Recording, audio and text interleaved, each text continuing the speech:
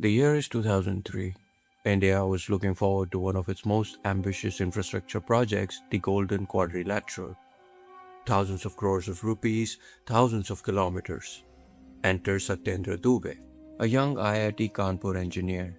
Brilliant, principled, patriot. He's been posted to Bihar to oversee this project.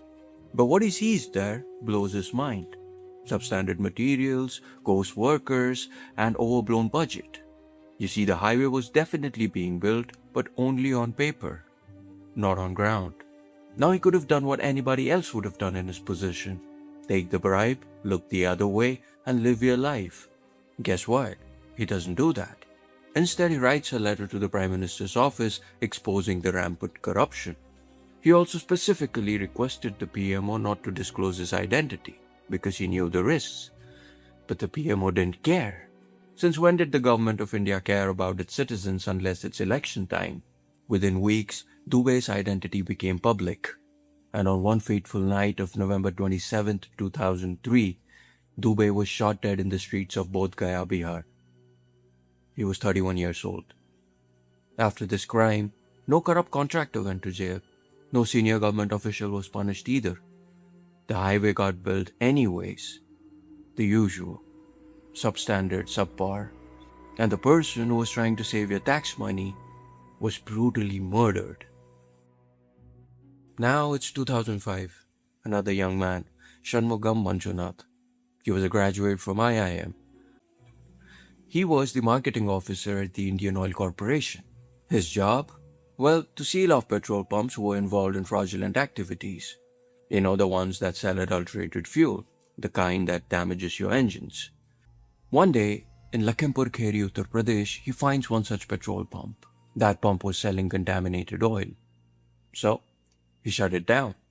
That was his job. That's all he did. Within hours of shutting down that petrol pump, he started getting threats. Open it back up, or else. Now, Shanmugam was a very honest officer, so he didn't comply. On November 19, 2005, Shanmugam Manjunath was also shot dead in his car. He was 27 years old. Two men, 2 years apart, both honest officers, and both shot dead in public. This is what being honest and doing your duty does to you in India. Now, you might be thinking that these are extreme cases. An average regular citizen doesn't go through these kind of ordeals. True. And the reason why I started with these extreme cases is to cement my argument that this is no laughing matter. People are losing their lives. We've been trained to think that honesty only hurts you if you expose billion-rupee scams or seal fraudulent petrol pumps in UP. But that's not true. Almost everybody here is punished for honesty, and a lot of these are smaller punishments. You know, the ones happening every day in schools, colleges, offices, in families, in friendships. Let me show you what I mean by that. A few years ago, an employee at a mid-sized company in Bangalore raised his hand during a team meeting. The manager had just presented a quarterly plan, full of optimistic numbers and impressive projections. Everybody was nodding in agreement, except this one employee who was like, "Sir, these numbers don't add up. These projections don't make sense." He was right. The manager knew he was right, and everybody in that conference room knew he was right. But nobody uttered a single word. Do you know what happened to that employee? He wasn't promoted that quarter. Instead, he was quietly moved to another back burner, low visibility project. And 6 months later, when the manager's numbers didn't add up, just as the employee predicted, the employee doesn't get any credit for that either. Nobody even remembers that this particular employee actually called out the manager's projections beforehand. Notice how there are no threats here, no bullets, no murder. Just a career slowly getting gutted. Now let's take a classroom. A random Indian student from a random Indian college raises a hand and says, "Sir, what you've been teaching us actually contradicts with what's mentioned in the textbooks." She was right. Now she doesn't get any praise for that. She doesn't get a thank you. Instead, she gets humiliated. She's made to feel small. She's mocked in front of 60 other students, effectively discouraging her from ever doing it again. Doing what exactly? Telling the truth. Being honest. Duh. And that is how every single student in that classroom learns a lesson. Never ever speak up unless you want to get humiliated. Now, another scenario. Your friend is about to make a terrible decision. Could be a bad relationship, the wrong job, a dangerous investment, anything. Since you're a good friend, you try to tell them about this. Now, what do you get in return? Do you get a thank you? Of course not. What you get is denial. Your friend now gets defensive. I wish I was, but I'm not exaggerating when I say that maybe this friend of yours will stop talking to you altogether. And you're left there standing, wondering, why did you even bother? The punishment doesn't always look like a hit put on someone in Bihar or a shootout in Uttar Pradesh. Sometimes it looks like a promotion that never comes, a friendship that quietly dies, a classroom where nobody ever speaks up, or a family where a person who mentions the obvious problems himself becomes the problem. Dubey and Manjunath paid with their lives. Most of us will pay with something smaller, but we will all pay the price nonetheless. Sometimes with our ambitions, sometimes with our relationships, sometimes with our voice. We've run this calculation 1,000 times and the answer remains the same. Honesty takes away a lot more than it gives. But why though? Why does this happen? What is it about us, our culture, our psychology, our systems that makes honesty so dangerous? To understand why India punishes honesty, we need to stop looking at it as a moral failure. It's not that Indians are bad people and they don't value honesty. Grab any person on the streets and ask him. He'll tell you that honesty is the best policy. That's what we've been taught since we were kids. Honesty is literally one of the foundational values of our civilization. So what went wrong? Why does a country that worships integrity suddenly start punishing people who live by that integrity? Now the answer to that is not simple, because it has layers to it. Layer 1. The herd. India is a deeply collectivist society. What that means is that the group comes first, always. Family over individual, community over conscience, harmony over truth. In collectivist cultures, the worst thing you can do is disturb the peace, rock the boat, make people uncomfortable. And honesty, real honesty, almost always disturbs the peace. You see, when you're being honest, or when you're telling the truth, you imply that something is wrong. And when something is wrong, someone is responsible. And when someone is responsible, it is disturbing the peace of the group. Now the group has to deal with it. And that is uncomfortable. And as I mentioned, we'll do anything to make sure we are not put in uncomfortable situations. So what does the group do then? It does what all groups do. It doesn't attack the problem. It attacks the person who points towards the problem. Shoot the messenger. Don't disturb the peace. That's how Indians move on. Simple, right? Sure, until it comes back and bites you in the ass. Now, this problem isn't unique to India, it's more like a global problem. But we're a country with 1.5 billion people. And that is why this problem becomes way more pronounced and way more serious compared to other countries. Layer 2. Authority. We are raised from childhood to never question authority. Parents, teachers, bosses, elders, government. The message is consistent and clear. Know your goddamn place. And honesty, by its very nature, always challenges authority. It says you are wrong. It says the system is broken. It says the numbers don't add up. In a culture built on hierarchy, that's not just uncomfortable, that's dangerous. The authority figure in this situation doesn't just feel corrected. They feel threatened, humiliated, disrespected even. An authority, when threatened, doesn't reflect. It retaliates. So the honest person, the employee, the student, the whistleblower, isn't just seen as someone pointing out a mistake. They're seen as someone attacking the entire structure of power. And this evil structure knows how to protect itself. Layer 3. Survival. For most of Indian history, and even today for hundreds of millions of people, life is genuinely precarious. You lose your job, and your entire family suffers. One powerful enemy can ruin and destroy your career. One wrong word to the wrong person can shut every door of opportunity. When survival becomes this fragile, honesty becomes a luxury. You cannot afford principles when your rent depends on your boss liking you. You cannot afford to speak up when the person whom you're speaking up against controls your future. So people choose dishonesty because it's about survival. You see, people in India do not like mirrors, especially a person who acts like a mirror. So now we have the what and the why. Now comes the main question. Is there a way out, or are we just built this way? Every time an honest Indian is silenced, India doesn't just lose a voice, it loses a correction. Think about what that means at scale. Satyendra Dubey was trying to tell us that the highways were being built with substandard materials. He was murdered for that. But the construction still continued. And today, every few months, we read about a bridge collapse, a flyover crumbling, a road that dissolves in the first monsoon rain. And what do we do about that? We shake our heads, we blame the government, and then we move on. You see, we never connect the dots.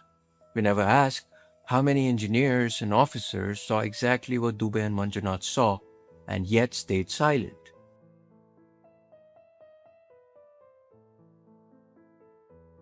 This type of silence is costly. You see, when you punish honesty all the time, the bad decisions don't get corrected. They compound. A wrong policy runs for a decade because nobody dared question it. A corrupt officer gets promoted because nobody filed a complaint. A dangerous building gets the go signal because the inspector needed his job more than he needed his conscience. You see, India isn't just losing honest people, it's also losing the ability to fix itself. The system itself was built this way. The punishment for being honest isn't accidental, it's engineered. Look at our whistleblower laws. The Whistleblowers Protection Act was passed in 2014, 12 years ago. You know how many people it has actually protected in any meaningful way? Almost nobody. The law, however, exists on paper, but the protection, it doesn't exist in practice. Look at our RTI activists. The Right to Information Act was supposed to be a weapon for the honest citizen, a tool to demand accountability. And it was, for about 5 minutes, until the activist using these tools starts to get threatening phone calls. Sometimes he even loses his job or gets killed. Since the RTI Act was passed, over 80 RTI activists have been murdered. Let that sink in. 80. This is not a coincidence. This is a pattern of institutional failure. The system doesn't just fail to protect honest people. In many cases, the system itself is punishing them. Now let's talk about the bystander effect. One of the saddest aspects of modern Indian society since independence is the bystander effect. Remember that employee in Bangalore who said the numbers were wrong? His colleagues knew he was right. They sat in the same conference room. They saw the same flawed projection. And yet, they said nothing. And when that employee was quietly sidelined, again, they said nothing. This is the bystander effect, and in India, it's everywhere. We have a cultural instinct to not get involved, to mind our own business, to not make it our problem. And so, the honest person stands alone, and the corrupt thrive every single time. To these corrupt people, every person who watched and said nothing gave them permission to continue. A lot of people think that the bystanders are neutral. Well, they're not. They're enablers.